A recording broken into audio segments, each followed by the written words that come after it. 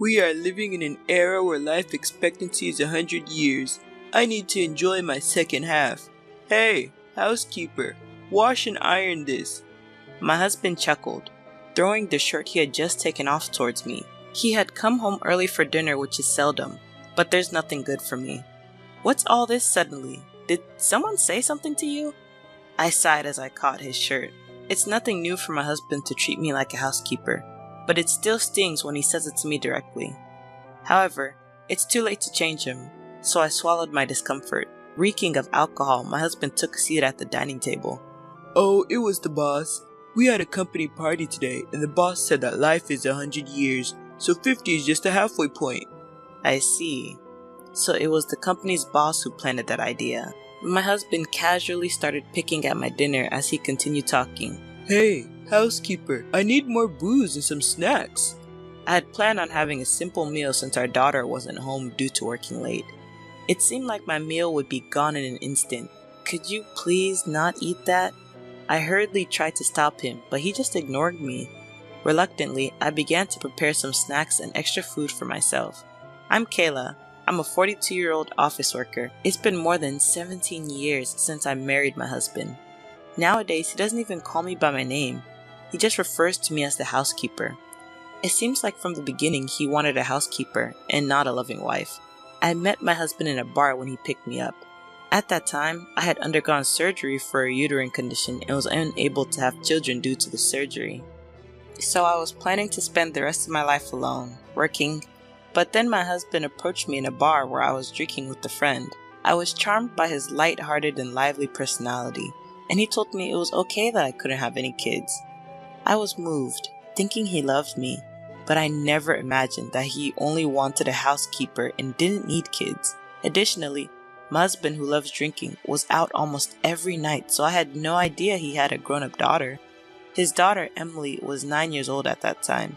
My husband was rambunctious when he was younger, got a girl pregnant at 18, married her, and divorced in less than a year. The young couple treated their daughter like a burden. Both refused to take custody of her. Emily was raised by my in-laws. Despite her complicated circumstances, Emily was a very good and obedient child. When Emily met me for the first time, she asked, "Are you going to be my mom? Will you stay with me forever? Will I have a brother or a sister?" One question after another. I'll never forget the look in Emily's eyes at that moment. Emily, who was in the 4th grade, understood that her family environment was different from other kids, and she seemed very lonely. She seemed to believe that by me marrying her father, she could finally have the normal, happy family she craved. I'm sorry. I love children, but due to my illness, I can't have babies. But instead, I promise to take good care of you, Emily. I see. Yes, I understand. I'm happy. You're my mom, just for me. Emily smiled, a relieved and incredibly adorable smile. My in-laws doted on my husband during his upbringing since they had him late in life, but they seemed to love Emily even more since she's their only granddaughter. They didn't think highly of my husband, who treated their precious granddaughter so poorly. Initially, they worried I might be the same type as my husband's ex-wife, and that Emily might get hurt. They had complicated feelings about me. But my elderly in-laws needed someone to take care of Emily, and that's where our interests aligned.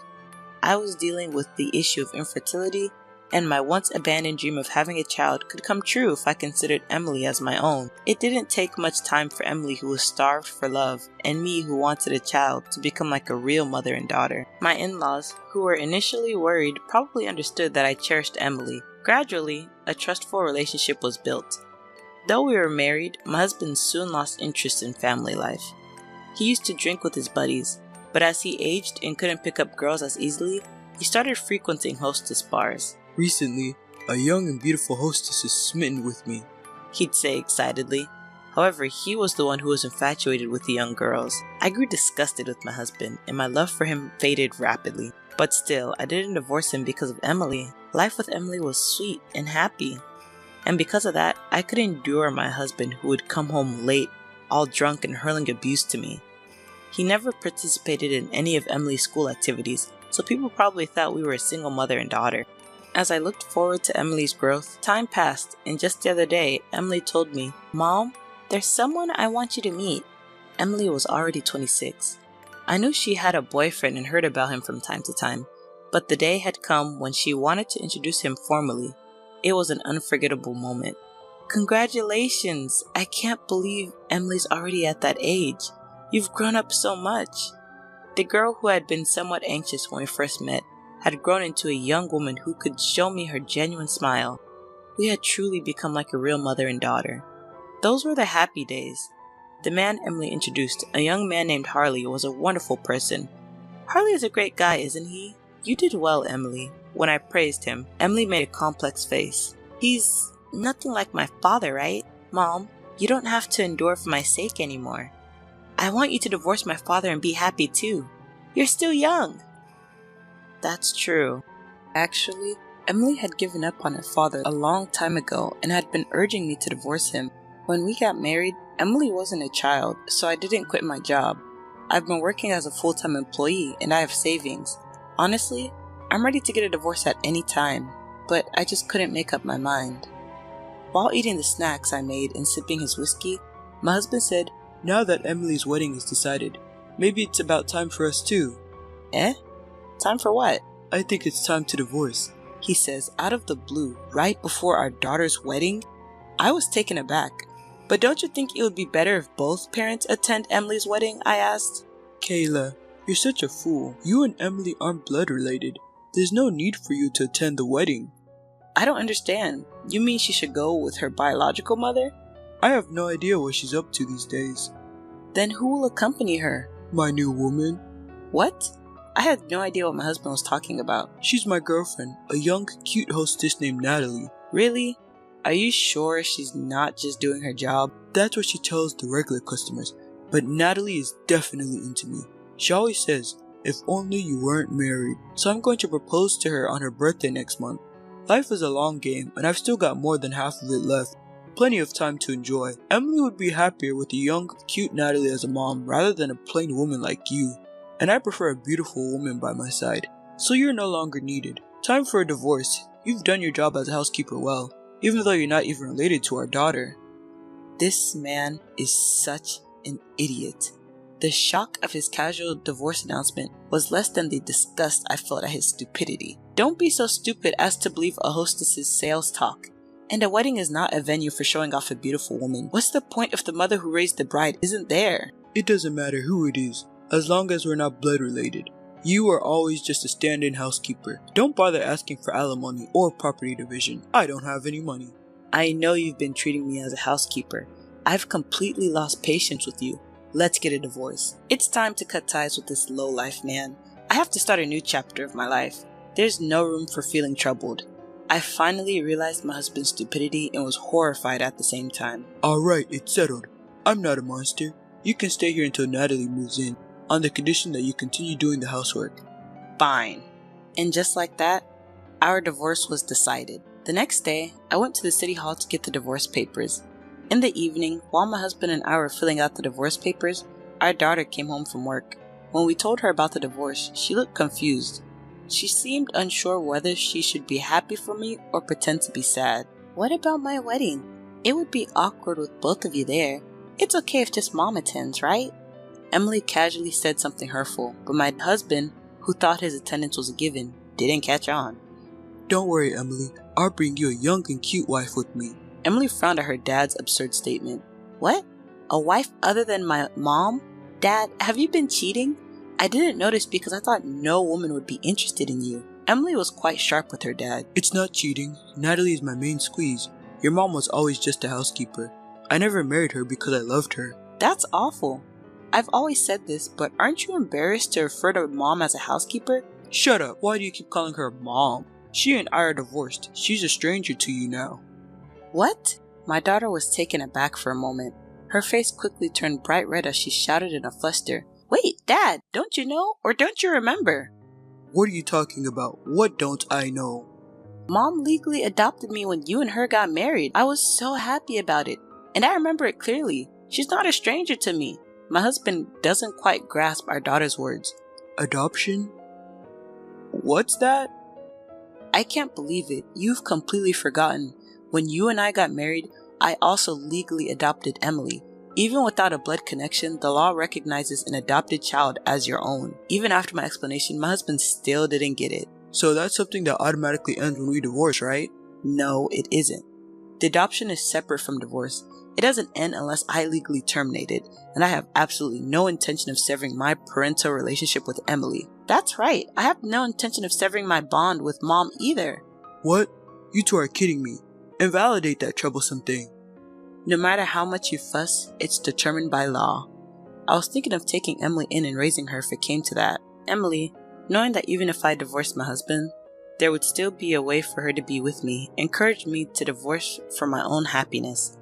The next day, I submitted the divorce papers and the divorce was finalized, but I was still living in the house. With over 17 years of life in it, there was quite a bit of stuff to sort out. When I contacted both my parents and my husband's parents, they were all in favor of the divorce. However, my husband's parents strictly told me to make sure I got alimony and to divide the property. They also advised me to sell the house we were living in and make some money from it. Even though he was their own son, they seemed fed up with what he had done to their granddaughter and me. Then the next day, "Hey, I've decided to remarry you." What? At dinner time, my husband came home and said that out of the blue. Emily and I were wide-eyed. What happened to the young and cute Natalie?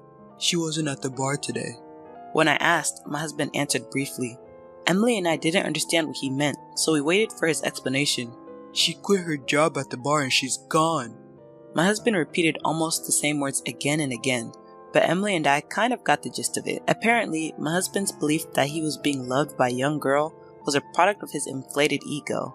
Emily was the first to burst out laughing. Dad, she wasn't into you at all. Emily was laughing so hard that tears were streaming down her face. Well, is that so? I couldn't help but smile and was at a loss for words. I didn't know who Natalie was, but seeing my husband looking downcast was refreshing. It's no surprise a young girl isn't seriously into a middle-aged guy like you. She never even considered you in the first place. Emily was laughing hysterically and my husband was getting angry. Emily, how dare you say that to your father? Natalie was going to become your mother. I already have a mother, and I don't need a father. My daughter didn't back down either, and I did my best to suppress my laughter. What a disgraceful child. Hey, Kayla, it's your fault for raising her this way. Mom's not to blame, Emily retorted. I got the brunt of my husband's misplaced anger, but my daughter quickly defended me. I couldn't help but smirk, like I'd listened to someone who's never had a hand in raising our child. Also, if things go wrong, you blame me, you just call me your housekeeper. There's no way I'm remarrying someone like that. I made myself clear to my oblivious husband, but he insisted. But you didn't say anything until I brought up divorce, did you? Didn't you have no complaints? No. All I have for you is complaints. But for our daughter Emily's sake, and because it was too much hassle, I didn't divorce you. At first it was because Emily yearned for a family with both parents. After Emily gave up on having her father in her life, I had strangely accustomed to my husband's emotional abuse. But finally, I realized I must sever this terrible relation. Well then, why don't we remarry for Emily's sake?